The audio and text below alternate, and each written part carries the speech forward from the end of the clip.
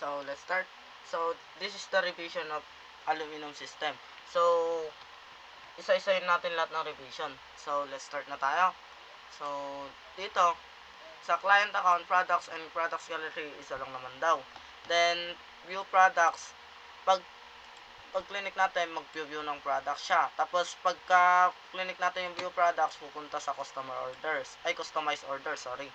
Then, remove natin yung bot ng buy now. So, asan na yung system natin? Yan. So, yan. Products. Then, ito, nakita nyo, approve products. So, sabi, ayaw niya daw yung, ba't daw, Windows lang lahat nagpapakita doon. So, try natin siguro itong, siguro sabihin natin, itong lift and sliding door. Yan. Lift and sliding door. Products, view products. Then, customized orders. Then, yan. So, dito, sa susunod is complete your details. Products quantity, hindi gumagana yung plus minus button. Ay. Tapos, address fill up. Yan. Address fill up. Gusto ni sir, alam mo yung button na drop down sa pag-fill up ng address. So, yan. So, mas in-enhance ko pa din siya dito. So, yan. Gumagana na yung plus button. So, sabihin natin 5. So, sabihin natin 5. Ayan. So, dito pala sa address. So, drop down button. So, hindi ko nilagay lahat ng province. Kasi, alam mo yun, hindi kaya ng system yung lahat ng ilagay dito sa address. So, para ma-overload, then, kaya ginawa ko na lang, others. Then, select yung province. Tapos, hindi niya makakapagkuan. Then, yan. So, sabihin natin, Pangasinan. Tapos, Binalonan. Tapos, yung barangay, wala siya dito sa barangay. So, others, pwede naman siya mag-type ng, sabihin natin, Canarbacanan. Yan. Then, contact number, 09, yan. Then, tapos, select type, may glass. So, sabihin natin NA, pwede siya mag-NA, pwede rin siya mag-others, pwede siya magbigay ng specific na glass. Then, color frame, sabihin natin white. Tapos, dito is, sabihin na lang natin tinted glass. Then, 5, 6, 7, ay, sabihin natin 7, 6, yan, 6. Then,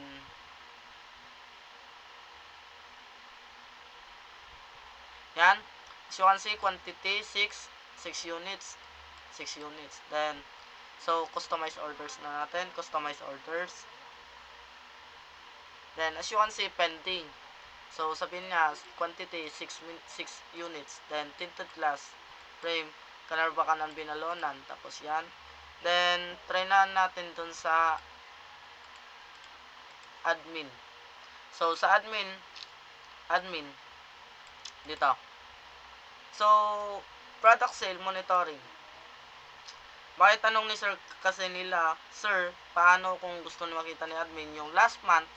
So, gusto daw makita ni admin yung last month ng product sale. So, wait lang natin maglagay. So, yan. So, ito yung product sale. So, sa product sale, kung gusto makita ni admin yung last month, so, sabihin natin siguro January, tapos 2025, filter natin. So, as you can see, wala siyang total products, tapos walang product sale dito. So, dito, tapos December, tapos 2025, magpapakita dito, December lang. Yan. Then, dito, magpapakita lahat ng orders. So, bakit nga lang yung mga yan lang yung nakikita natin? Di ba nag-orders naman tayo?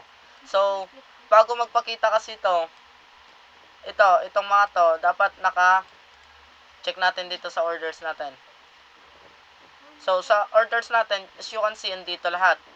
So, andito lahat, naka-all months. So, pwede natin ma-edit ulit ng January, sabihin natin January, tapos 2025, filter natin. So, as you can see, wala siyang orders na nakita noong January. So, November, tapos 2025, filter ulit natin.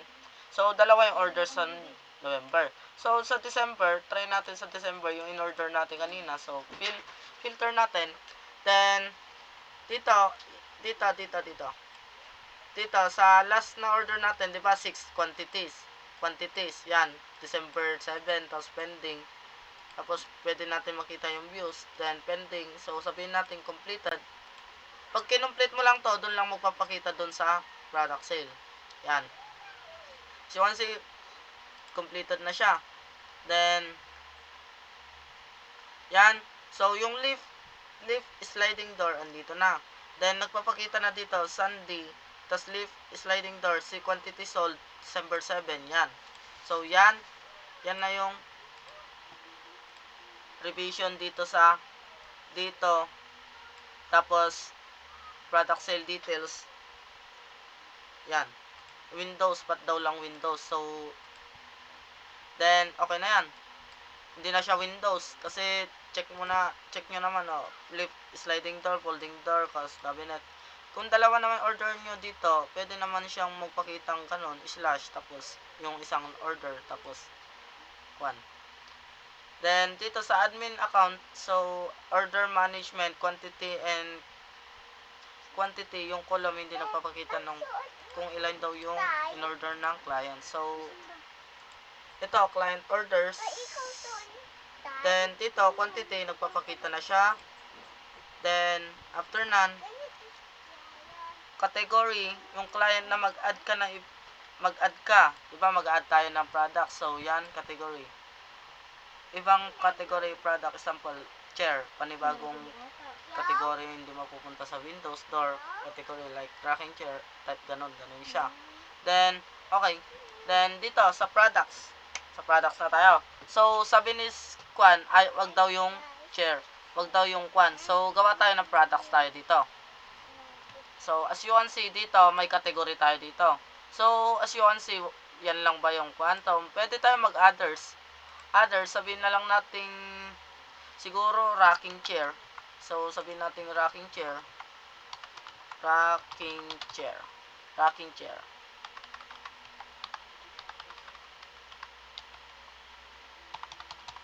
Rocking chair, kung walang rocking chair. Yan. Then, categories, tapos rocking chair yung product's name. Then, description, affordable rocking chair.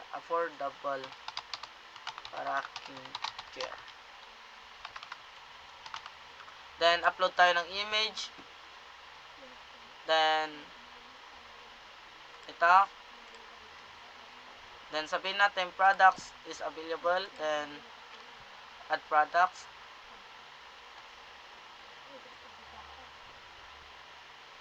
Then, as you can see, andito na siya.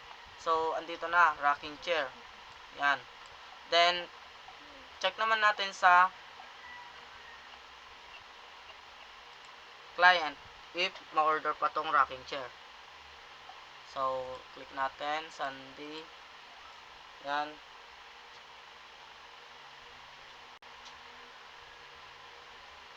Then, products, check natin kung nandun yung rocking chair.